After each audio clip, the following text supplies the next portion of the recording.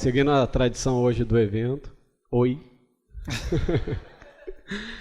Então, em dezembro de 2004, mais especificamente, dia 26 de dezembro, um dia depois do Natal, teve um terremoto de 9,1 no Sudeste Asiático, seguido de um tsunami que deixou 230 mil pessoas mortas em 14 países diferentes, devastou cidades inteiras na Tailândia e na Indonésia e mudou por completo a vida de milhões de pessoas desses lugares.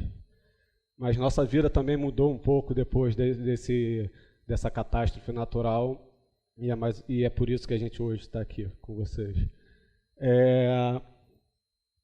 Eu e o Fran, a gente é amigo desde a infância, e tem mais duas pessoas que não estão aqui hoje. Somos amigos do mesmo bairro, frequentamos a mesma praia lá no Rio de Janeiro, e a gente surfa, né? Então, 3 semanas antes de ter essa catástrofe no Sudeste Asiático, eu estava na ilha de Sumatra, em Banda Aceh, muito próximo aonde foi o epicentro. E quando teve aquilo tudo e a gente acompanhou pela televisão, a gente começou a ficar angustiado, e mais até porque a gente chegava aos números de mortos em Banda Aceh, que eram em torno de 200 mil mortos, e a mídia só falava da Tailândia, porque era um lugar turístico, etc. Então, a gente já tinha uma viagem programada para voltar para lá para surfar, para a Indonésia, e a gente resolveu, sem qualquer tipo de experiência. Eu sou economista, o Fran na época era publicitário, tinha mais um outro economista e mais um advogado. Sem qualquer experiência, a gente resolveu transformar uma viagem, que seria uma viagem de surf, a um documentário no centro do tsunami, no centro do terremoto. E esse documentário a gente fez, começou a aprender toda essa técnica de filmagem, de edição, e demorou 1 ano para ficar pronto, né? E esse documentário acabou participando de alguns festivais internacionais, e foi bem aceito pela crítica, passou no Sport TV, porque tinha um lance de surf ainda, passou no Canal Brasil e alguns cinemas aqui do Brasil, e a gente sempre ficou com aquela ideia de voltar para algum lugar problemático e fazer um outro documentário. Só que isso a gente está falando já em torno de um ano 2006, 2007, e aí o mundo estava um pouco mudando a parte de mídia, a TV a cabo estava começando a crescer mais e especificar melhor os canais, e foi nesse momento que a gente teve a ideia de transformar toda a pegada daquele documentário que a gente tinha feito e botar num programa de TV. E foi o que a gente fez, a gente modelou uma ideia já com a nossa experiência no documentário e fazer um programa de TV para a TV a cabo, porque a gente entendia que com um programa de TV as coisas seriam muito mais dinâmicas, mais rápidas, a gente ia poder abordar causas causas diferentes e muito mais causas do que simplesmente um documentário, que demora muito tempo para fazer. E a gente, com essa proposta embaixo do braço, foi até o Multishow, apresentou isso para eles, eles toparam e pediram para a gente fazer um piloto. Na época a gente não sabia nem o que era piloto, né? A gente não entendia isso muito bem. E aí a gente conversando com eles, eles falaram, gostei, mas vocês têm que ir por conta própria, e a gente acabou indo para Mianmar, que é um país do Sudeste Asiático que vive sob ditadura militar até hoje, e voltou com 4 episódios de lá. E o Multishow gostou do que a gente apresentou, e desde então a gente já está, esse ano a gente vai fazer a 8ª temporada no Multishow. A gente passou por países como Mianmar, Irã, Iraque, Coreia do Norte, Somália, Ucrânia, Japão pós-tsunami, e onde teve um problema do mundo, eu acho que a gente tentou abordar e ir, sempre respeitando o mínimo de segurança. Às vezes a gente errou, mas a gente tentou, ao longo dessas 8 temporadas, ao longo dessas 7 temporadas, passar um pouco das nossas visões de 4 amigos viajando para lugares problemáticos, sem aquela cara de um programa jornalístico. Eu acho que o Felipe contou bem essa historinha até o nascimento do Não Conta Lá em Casa, né? E um resuminho, porque não dá para a gente ficar aqui 40 horas, né? A gente tem 18 minutos, senão a gente ficaria 18 minutos vezes 100, contando cada lugar que a gente foi, cada história que a gente conheceu. Mas um pouco dos bastidores do programa em si, do conceito que a gente quis criar para o programa, passa por isso que ele contou.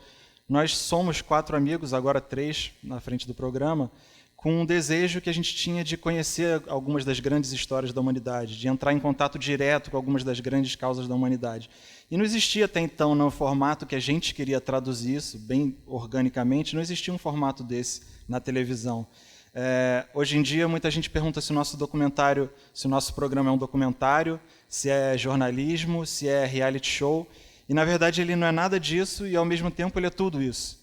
Então, para ser uma coisa orgânica, natural, super aberta aos imprevistos, nós viajamos como 4 amigos, não tem equipe, segurança, pessoal fazendo som, áudio, etc. e tal. Somos 4 amigos querendo conhecer de verdade alguns das situações, das culturas, das histórias que a gente sempre teve curiosidade. E, inclusive, a gente não viaja com visto de jornalista. A gente mente nas imigrações de países mundo afora. E eu não sei por que eu fiz mente. A gente mente nas imigrações mundo afora, falando que estamos indo fazer turismo, porque a gente não quer filtro nenhum naquela história que a gente está querendo contar. A gente não quer ser recebido por um representante do governo, a gente não quer um carro oficial que vai colocar a gente num hotel especial. Não. A gente quer contato direto com essas situações, com essas histórias. E a gente pode contar aqui alguns episódiozinhos, algumas cenas pitorescas assim que aconteceram em algumas dessas viagens e que ilustram bem alguns pontos-chave que a gente gosta de colocar como sendo o conceito do programa. Um deles é que a gente acreditava muito que o público, principalmente o público jovem, para o que a gente fala, brasileiro, que ele queria, sim, notícias sobre cultura, sobre política, geografia, história, mas ele, um público criado na velocidade do videoclipe, na era da internet, não queria mais aquela versão meio careta do jornalista durão, com o microfone na mão, totalmente distante do objeto daquilo que ele estava reportando. Ele queria uma coisa mais verdadeira, de uma galera jovem indo e fazendo perguntas que eram realmente da curiosidade pessoal delas. E isso que a gente se propôs a fazer. Por exemplo, uma historinha que conta um pouco isso, aconteceu na Coreia do Norte. A gente visitou a Coreia do Norte, que muita gente disse que era impenetrável, que a gente nunca ia fazer um programa de TV dentro da Coreia do Norte. E, realmente, viajar para a Coreia do Norte é uma coisa completamente surreal. Você consegue viajar, é difícil tirar um visto de turista, mas não tão difícil assim. E você viaja em total segurança, mas o tempo todo você é acompanhado por 2 guias oficiais do governo norte-coreano. Eles vão para onde você for, eles estabelecem qual roteiro você vai seguir, eles ficam hospedados no mesmo hotel que você está, e você não dá um passo no lobby sem estar com a presença desses 2 te levando para um lugar e para outro. E a gente visitava universidades e palácios e prédios do governo, e parecia aquela coisa super ensaiada. Assim. A gente entrava numa sala e estavam as crianças lá tirando 10 em matemática. Aí entrava numa sala de música, em determinado momento, e tinham, sei lá, 15, 20 criancinhas norte-coreanas tocando assim, violão virtuoso e perfeito, fazendo os acordes. E como a gente falou, somos 4 amigos viajando juntos, não perdemos a chance de poder colocar o outro numa situação embaraçosa. Né? Tipo, o Fran agora vai fazer uma dança para vocês aqui. Não é verdade. Mas, na ocasião, na Coreia do Norte, a gente pegou o Léo, que é um dos amigos que apresentava o programa com a gente, toca um pouco de violão, e terminada essa apresentação das criancinhas norte-coreanas, a gente falou, gente, o Léo quer tocar uma modinha da nossa terra para vocês. E o Léo, não, que é isso? Que eu senti, Léo, não faz desfeita, vai lá, toca alguma coisa. E ele tocou um rock and roll, ele tocou aquela música Johnny B. Good, um dos clássicos do rock and roll, né? Como é que é? Já vocês pegaram a ideia. E ele começou a tocar essa música e as criancinhas tentando imitar os acordes, assim, e a nossa guia, uma dessas guias que eu falei que acompanhava a gente o tempo todo, olhando embevecida assim para ele, e era uma guia de 27 anos, uma menina inteligentíssima, jovem, interessada, falava inglês fluentemente. Perguntou no final da apresentação do Léo, o que você tocou aí pra gente? Ele, eu toquei um rock and roll. Ela, você tocou? Ele, rock and roll, eu toquei um rock and roll. Ela, eu não conheço essa expressão, rock and roll, eu nunca ouvi falar nisso. E o Léo, até na ocasião, Johnny B. Good é uma música que é tocada naquele filme clássico De Volta para o Futuro, né? Que ele vem do futuro, toca para as pessoas no passado, e o Léo, espirituoso, na hora deu a resposta igual ao que o personagem do filme dá. Ele falou, vocês não conhecem isso, mas quem sabe o filho de vocês ainda vai gostar muito. Ou não, né? A gente nunca vai saber. Até agora não estão gostando. Até agora não conhecendo. Mas são historinhas como essa que acabam ilustrando aqueles conceitos, histórias e fatos que a gente estava acostumado a ver nos livros de história no colégio, ou no jornal que a gente lê diariamente, ou na televisão. Só que eles deixam de ser fatos e acabam sendo uma coisa muito mais tangível, porque é através de pessoas, de histórias, de situações. E o Fran contou um pouco da Coreia do Norte, né? A Coreia do Norte fez parte da nossa primeira temporada. Eu acho que a primeira temporada, Não Conta Lá em Casa, foi muito fácil de determinar os destinos, né? Era 2009, o George Bush ainda era o presidente dos Estados Unidos, e de repente ele taxou 5 países do planeta como países do eixo do mal. por motivos econômicos, políticos, qualquer outro tipo de interesse, ele selecionou 5 países e falou, pô, esses países são os países do eixo do mal, né? E eu acho que no Conta Lá em Casa, assim, da mesma maneira que o Indodoc surgiu a partir de um questionamento de por que a mídia não mostrava Bangladesh e só mostrava a Tailândia, a gente falou, opa, estão os 5 primeiros destinos aí, porque será que são os países, que países são esses para fazer parte do eixo do mal, né? Então a gente foi para Mianmar, Coreia do Norte, Irã, Iraque e Afeganistão. Afeganistão a gente ia na primeira temporada, acabou ficando muito em cima, era um momento de eleição no Afeganistão e aconselharam a gente aí no ano seguinte, a gente acabou fazendo no Afeganistão a segunda temporada. Mas o que eu queria falar com isso é porque nessa primeira temporada a gente pôde ver 2 exemplos totalmente antagônicos de situações que a mídia passa para você de uma maneira errada.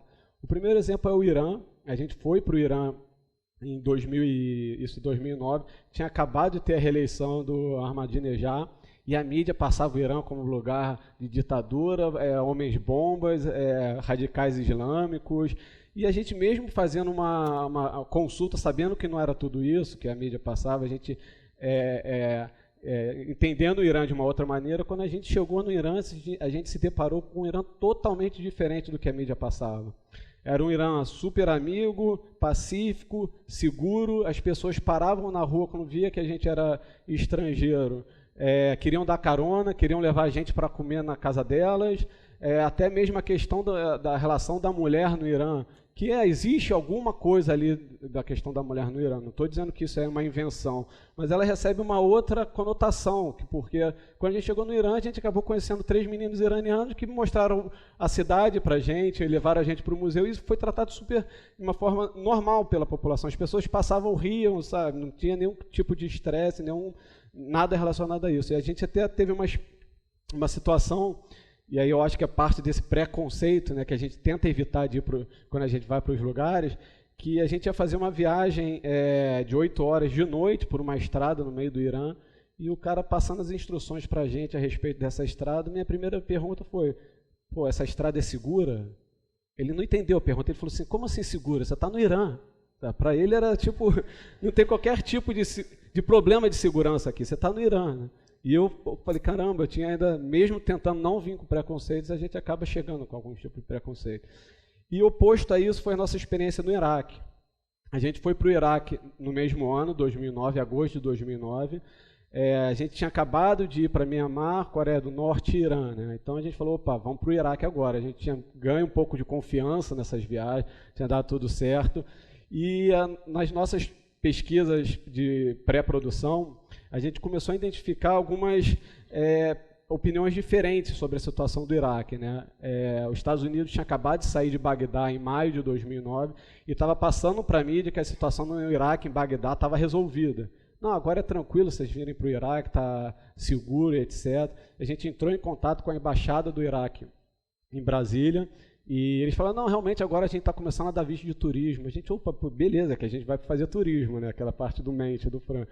E eles, não, a gente dá visto turista. Eu falei, pô, que legal, quantos turistas brasileiros já foram? O cara falou, incluindo vocês? Eu falei, vocês são os primeiros. Mas a gente acabou indo, né? Um pouco dessa autoconfiança que a gente ganhou nos outros lugares, e quando a gente chegou no Iraque, a situação era muito pior do que o nosso pior pesadelo, né? A gente encontrou um país totalmente em guerra, que não tinha segurança, não tinha vida no Iraque. Era uma situação que do aeroporto até o nosso hotel, que é o hotel que a gente ficou, foram 16 checkpoints. Assim, eram, sei lá, uns 20 quilômetros, 16 checkpoints. O carro que foi pegar a gente no aeroporto tinha aquelas Mercedes bem antigas, da década de 80, assim, branca, né, parecia um filme. Tinha um buraco assim na frente, né? E o cara, motorista, falou assim, não, você que parece um pouco iraquiano, vai na frente, para não... Pois já está em casa, né?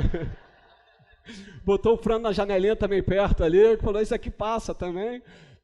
E eu olhei aquele buraco, eu olhei pro cara, pro motorista, assim, ele falava pouco inglês, eu fiz assim para ele...